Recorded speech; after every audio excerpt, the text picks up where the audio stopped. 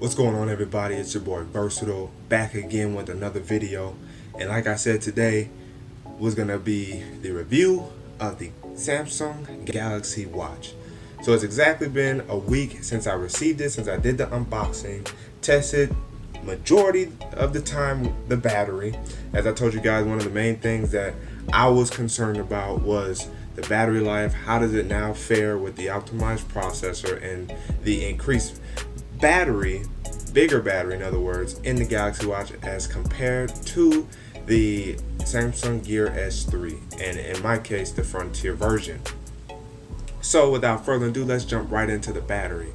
Now the first thing I tried was settings that I would normally have, which would be watch always on, location off, it's Bluetooth connected, Wi-Fi off, and wanted to really see how much better was the battery life with the Galaxy Watch as opposed to the Gear S3.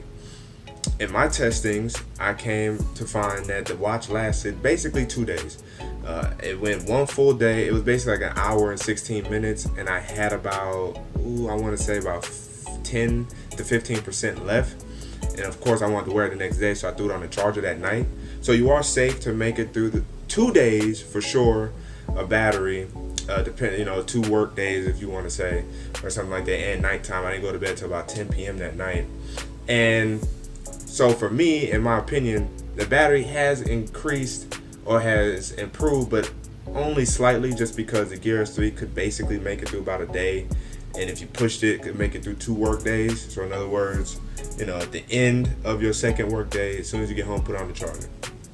And in the Galaxy Watch's case, it'll make it through the whole night. Maybe if you push it, and with some battery saving features that's also included on the watch, you could get it to extend the rest of the day, such as watch only and the battery saver, which cuts off a lot of other things. Now, a couple features that they added to the Galaxy Watch would be good night mode and theater mode, and both of those modes help at night and when you're in the theater, that limit all the other functionality of the watch. That way it doesn't interrupt sleep, doesn't interrupt you watching the movie, and thus it will save your battery life in that way as well. Theater mode just does more when it comes to your screen off, surprisingly, than good night. So that was definitely interesting for me to find out. Now, when I switched the settings from watch always on to just a standard watch always, or not watch always off, but flick of the wrist or gear bezel, which I don't use. I don't use the gear bezel to wake the watch up. I just glance at it, or hit the home button. And with the Gear S3, which is no longer featured on the Galaxy Watch, that I realized was that you can no longer double tap on the screen to wake it up. Now, unless there's a feature that I'm missing or it's hidden away, I have not been able to find it on the Galaxy Watch.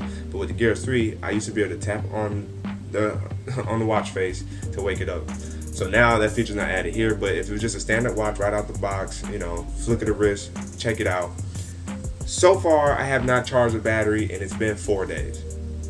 Now I have about 15% left, and the estimated battery life is just under 10 minutes, or 10 minutes, just under 10 hours. So that means that this watch most definitely can make it through it was really about 5 days period, if you think about it, because today's the 7th day. The first time it lasted 2 days, I charged it up that next day. Let's see. So if I do the math correctly, right? Got it Tuesday, put on the charger that night, woke up Wednesday, lasted all day. Thursday lasted until to the end of the night, which is around 10:30 p.m. Put on the charger, then I wore it from Friday to today. So Friday, Saturday, Sunday, Monday, and then majority of today so far. I'm gonna put it on the charger tonight, but basically 5 days. So with the watch face, with the watch always on feature off, you will get 5-day battery life out of this watch. So it's close to Samsung's estimated battery times of 6 to 7 hours, and I would imagine that they probably have brightness turned down low. They might have a couple other features turned off that helps extend battery life. But as it stands, without doing any of those features, I still had location on because I don't use it. I never use Bixby because I don't care about Bixby on my watch. I wear these watches to be a traditional watch with just some additional functionality, such as step counting and some fitness activities, which moves us into, or segues us into, the next category: fitness function. So with this watch, it does track and it does auto track your fitness. The problem with auto tracking is it's late. So one thing I would advise you to do is whenever you start on a workout, go ahead, switch to that workout and then begin, and it does count your workouts, whether it's reps, time, and all that. It works very well. One thing that I noticed that it caught for me, but it was late, was when I was on the what was I doing that? Man, here's a picture of it, and you see it counted about 19. Way late. It was way late. But that's what it did, auto track that, and I was a little surprised. I knew I was doing that specific workout. So it is accurate with the workouts that it does pick up from you. It's just that it's late. So if you want to get as accurate as results as you're looking for, go ahead in your settings, just manually start that workout, and you'll get that, and you'll gain that function. There's several workouts that that Samsung has embedded into it or integrated into its Samsung Health app that it does recognize. And so, whether it's pull-ups, whether it's push-ups, whether it's bench press, whether it's squats, it counts it all. Elliptical machine, running, jogging, it can track all of that. You just have to activate that function if you wanted to accurately record your workout. So with fitness, I'm not mad at it. It's cool. Steps, it counts it. Calories, I mean, it's always, if you want, just count your own calories. I'm sure it's probably the metrics they use to count your calories that you're burning is probably based off your height, your weight, and your age. Some generic algorithm that predicts how much calories you've been burning from whatever workouts and or your walking or steps that you've taken. So, what about the design of the watch?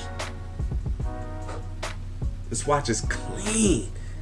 I love this watch. This watch has literally replaced my Gear S3 only because when I first got the Gear S3, I really wanted the classic and not the Frontier. And of course, I fell in love with the Frontier when I got it, and realized that the Frontier can still be just as classy and stylistic as the classic. Well, now I have the best of both worlds in the Galaxy Watch. This watch is a blend between both ruggedness from the Frontier and that classy style from the classic. So with those two fused together, we get this beautiful watch that looks clean no matter if you're working out. And really that's based off the band you use, because the silicone band is what ultimately gives it that extra oomph in the direction you're going. So if you keep the silicone band that comes with it, if you buy different colors, it's going to look a little more sporty, or it will pass in sporty settings, such as working out at the gym, doing things. It doesn't interfere, it looks clean on the wrist. Or maybe you're handling just regular, non-work related business. You got casual clothes on, but regardless if you have the silicone band or you bought a new band, which I'm going to use my previous band for my Gear S3. It was a brown band that you guys saw in my Gear S3 review video. I'm using that band, and of course I'm gonna try to buy some down the road. I like that Milanese band, I want to get that. But if you get a leather strap band, you can put on it, and it's gonna transform a little more to the classic stylistic side, fashionista, that category or avenue, if you were. But if you're just handling non-work related business, wearing casual clothes, you're going out with your friends, it looks clean. Or if you handling business and you suited up, and you class style, you about to go out on the town, the watch still works with your outfits. So definitely a very versatile watch. Versatile. And a watch you can depend on, as we discussed, with the battery life, fitness functionality, the ability to wear the watch anywhere. Those are the three things that really count when it comes to wearables, whether it's smart or not. And so for me, this watch has not left my wrist. I wore my Gear Frontier one time, and that was actually yesterday, to go to the gym, just because I didn't feel like wearing it, honestly. Like, I actually wanted to switch. I'm trying to find ways to include my Gear S3 Frontier back into my life now that I've gotten the Galaxy Watch. So be prepared to kind of be swayed by the Galaxy Watch if it's something you've been looking forward to. As we know, as it stands right now, outside of carriers, if you get the 42mm size Galaxy Watch, it starts at $329, and then if you get the 46 millimeter that I have, it's $349. Now carriers probably charge about $50 extra. I believe at T-Mobile is $400. So you're paying for the LTE connectivity, data throughput, and whatnot, where you can make calls directly from it. You know, I actually haven't tested it out yet, but I'm sure I could. It's probably been improved. But you can, as long as it's Bluetooth to your phone, you can make calls from your watch.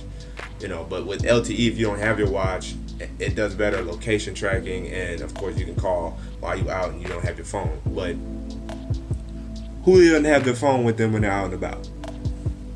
So guys, that's it for this review. Hopefully you guys appreciated it. Hopefully you guys enjoyed it, was able to gain the needed information from it. Of course, I'm always down in the comments below. Let me know what you guys think. Will you be purchasing it? Were you waiting on this review to make your purchase decision? Are you interested in smart wearables? You have to be if you're watching this video, if this or has it intrigued you into wearing smart wearables. Do you have some? Just I'll be in the comments down below. And again, I want to share my appreciation for you guys for really enjoying my unboxing video, enjoying my Sony headphones video. Even though I didn't have the headphones, I was just talking about it. You guys helped that video get over 1,000 views. So like that definitely is appreciative of me, because I wasn't expecting that, of course. And my unboxing video took off. I wasn't expecting that. And then my Google videos starting to take off a little bit. I wasn't expecting that. And my Spider-Man PlayStation 4 Pro Limited Edition video, again, I wasn't expecting the happiness and the positivity and the interaction with you guys about that, and how everybody's just been so happy about Marvel being able to do their thing with Spider-Man. So I will have a video on that later. It kind of has sparked me to kind of want to add gaming back to this, only because like that is how I initially started the video. That's why I never changed my business email from Madden 2Kville, because that's initially what I was trying to do with this channel. But I like tech, I like vlogging, I like video games, and that's why it's versatile. I try to keep as much good content and content that's in association with each other on this channel. So hopefully you guys don't mind seeing if I throw a gameplay video up, and it won't be as much of a gameplay video. It'll be more of me taking my pieces of my gameplay from my PlayStation and editing into a video like this. Or I could do gameplay too. It's all dependent on you guys. I enjoy doing that kind of stuff. It's stuff I just like to talk about stuff, and so hopefully I can give a good perspective to you guys. So that's enough of me babbling.